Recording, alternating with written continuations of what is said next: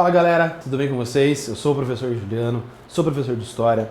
E pessoal, a gente vai falar nessa nossa aula de agora sobre algumas mudanças na sociedade brasileira. Mais especificamente, sobre o início da chamada República da Espada. Certo? Aqui a gente está entrando em uma outra fase política da história do Brasil.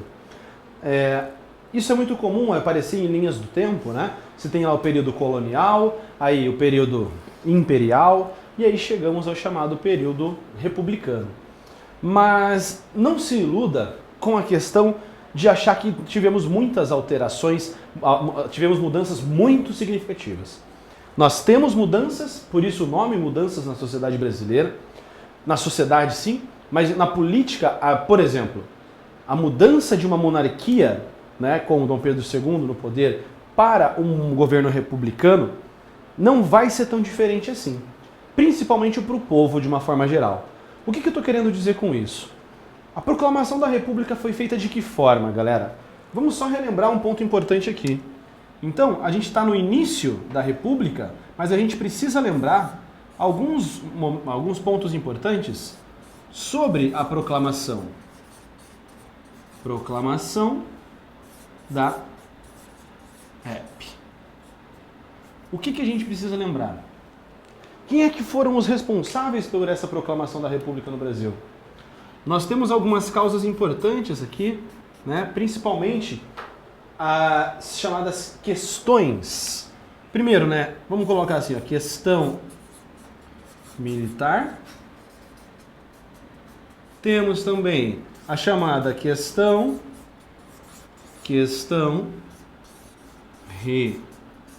religiosa. E temos também o chamado descontentamento dos fazendeiros. O que significa isso aqui, gente? Percebam, em algum momento eu estou falando com você sobre povo aqui, de uma maneira geral, sobre as camadas sociais mais pobres do Brasil? Não, não estou. Eu estou falando do movimento elitista. Então, o Brasil, né, a proclamação da República vai acontecer com um golpe feito pelo Exército Brasileiro no dia 15 de novembro de 1889. E como a gente gosta de falar, a população assistiu a esse processo bestializada, não viu, não teve reação, para ela tanto fez como tanto faz. As pessoas espalhadas pelos rincões do Brasil, ficou sabendo lá que o Brasil proclamou a República? O que é isso, proclamar a República, cara? Não faço a mínima ideia do que é isso. Para mim não mudou nada, eu tô aqui na mesma, eu tô trabalhando no mato, aqui, da mesma maneira que estava sempre, nunca fez diferença esse governo para mim, agora também continua fazendo. E nós temos o início da chamada República da Espada. Olha que importante isso daqui. O que significa essa tal de República da Espada, galera? É a República dos Marechais. A gente pode trabalhar tanto com República da Espada quanto República dos Marechais, tá? Vejam só. Significa, portanto, que os militares assumem o poder no Brasil. O primeiro militar a assumir o poder, então, é o Marechal Deodoro da Fonseca, um dos líderes máximos do Exército Brasileiro, que está aqui, então, assumindo o poder nesse período. O Marechal Deodoro da Fonseca assume o poder, né? E depois o Marechal Floriano, na verdade, já vai assumir aqui praticamente como sendo seu vice, tá? Auxiliados por militares, por isso o período entre 89 e 1894 é conhecido como República da Espada. Então o Brasil sai de uma forma de governo que se achava muito autoritária, pensando que uma república seria algo muito mais libertador, que possibilitaria uma maior descentralização. E quem cai do cavalo? A elite, a galera que apoia, principalmente os fazendeiros do Oeste Paulista.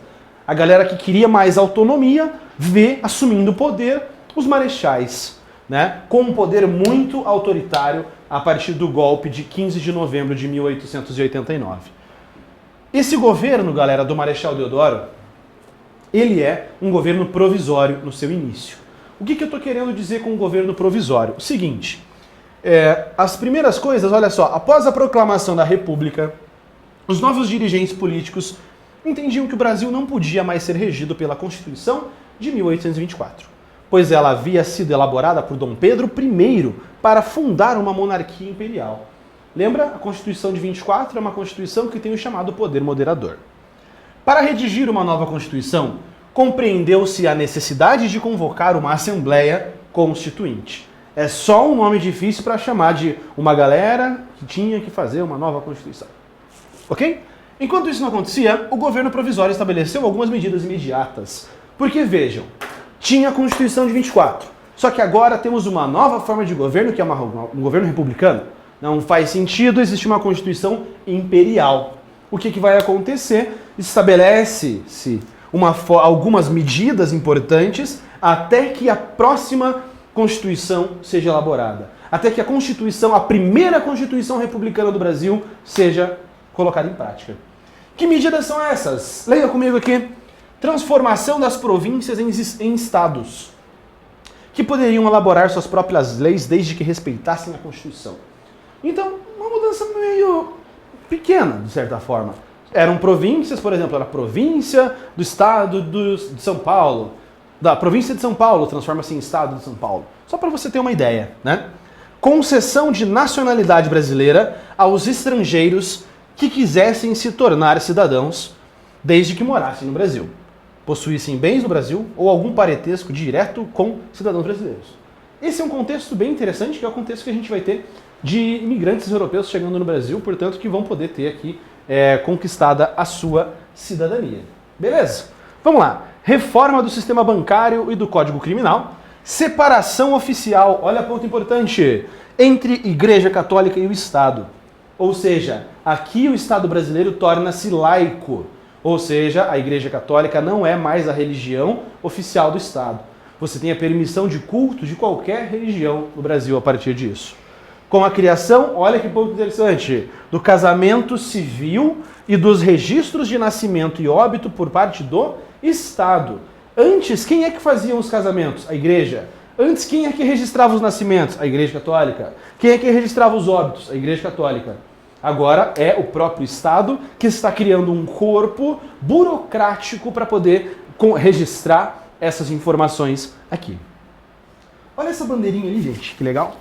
Aqui nós temos um modelo de uma bandeira que foi colocada em prática por poucos dias no Brasil, que parece com a bandeira de quem? Dos Estados Unidos da América. É igualzinha, cara. Só muda as cores, né? O nome do Brasil seria qual? Estados Unidos do Brasil. Olha isso. Durante 4 dias, entre 15 e 19 de novembro de 89, o governo provisório adotou uma bandeira nacional que muito se parecia com a bandeira de outra república, a dos Estados Unidos da América. Essa bandeira foi trocada pelo modelo que perdura até os dias atuais. Ainda bem, né? Ficar andando com uma bandeira ali igualzinha dos americanos. Olha isso, cara. Garanto que tem algumas pessoas que iam gostar, na verdade, desse tipo de bandeira. Mas enfim, deixa pra lá. Um ponto importante que a gente tem que entender ainda sobre isso aqui, tá? Aqui a gente tem um trecho de um livro, um dos livros de história do Brasil mais clássicos que nós temos já. É um livro que nasceu clássico, né? Os clássicos nascem clássicos já. Alguns poucos se tornam, né? Aqui é o livro chamado Brasil, uma biografia das historiadoras Lilian Schwartz, tá? E da Heloise Starling. Aqui você tem o seguinte, ó. O Largo do Paço, algumas mudanças simbólicas que elas estão descrevendo para nós no processo de transição de monarquia para república. O Largo do Paço passou a se chamar 15 de novembro. A Estrada de Ferro, Pedro II, Central do Brasil. O Colégio Pedro II, Colégio Nacional. O vistoso conjunto de residências do denominado Vila Ouro Preto foi batizada Vila Rui Barbosa. Isso a gente não vai ler tudo porque é muito extenso, mas é só para você perceber as mudanças simbólicas que eles vão tentar colocar em prática. Só que quando você está tendo um processo de tentativa de aniquilação de alguns símbolos anteriores, é quase que obrigatório a criação de novos símbolos. O que eu estou querendo te dizer com isso? Que se eles querem deixar a monarquia brasileira para trás e também não utilizar um símbolo desse, como a bandeira idêntica à bandeira dos Estados Unidos, nós precisamos de outros símbolos nacionais. Então inicia-se um processo de produção, de tentativa de construção de uma identidade nacional nesse período também. Aqui nós temos a construção da bandeira nacional. Um quadro de Pedro Bruno, né, chamado A Pátria. Essa imagem dessa construção dessa bandeira, ela é um grande símbolo, é a capa do livro que eu falei para vocês, Os Bestializados, do José Murilo de Carvalho. É essa própria representação aqui. Vamos analisar ela rapidinho para a gente fechar. A obra é ambientada em um espaço doméstico, com várias mulheres e crianças, mostrando que o amor à pátria se iniciaria no lar e na infância. Aqui você tem uma tentativa, então, de encantamento, de construção da bandeira. A criança abraçada à bandeira, aqui, simboliza o patriotismo do novo governo ainda criança. Ou seja, até os mais jovens já tinham um amor a essa república que estava nascendo, a essa bandeira que estava sendo construída, um dos maiores símbolos da nação brasileira, segundo essa perspectiva daqui. Legal. Mais um. Na parede da casa há um retrato do Marechal Deodoro da Fonseca, lá no cantinho. Considerado um dos heróis da proclamação da República. Beleza, beleza. Ao fundo, na penumbra, há um idoso com uniforme militar, ele simboliza o passado militar em prol da proclamação da República e da Unidade Nacional. A bandeira nacional foi desenhada por Raimundo Teixeira Mendes. Olha só, intelectual positivista e, segundo a tradição, encomendada pelo próprio Marechal Deodoro, a costureira Flora Simas Carvalho, aqui representada. Então a bandeira do Brasil, que tem ali o seu verde, amarelo, azul e branco, que não tem nada a ver com os verdes das matas, o amarelo do ouro, é uma relação ainda da cor das famílias reais que faziam parte, a família do Dom Pedro II, né? Que tem um lema no meio. Qual que é o lema? Ordem e progresso. Lema de que é isso? É o lema do positivismo. Só que o lema do positivismo é um pouquinho maior. É amor por início, ordem como meio e progresso como um fim. Tiramos o amor, ficamos apenas com ordem e progresso. Beleza, galera? A gente fecha por aqui essa nossa aula de introdução, basicamente, à República da Espada, ao período do governo do Marechal Deodoro da Fonseca. Eu sou o professor Juliano, forte abraço para vocês, bons estudos e até a nossa próxima aula. Tchau!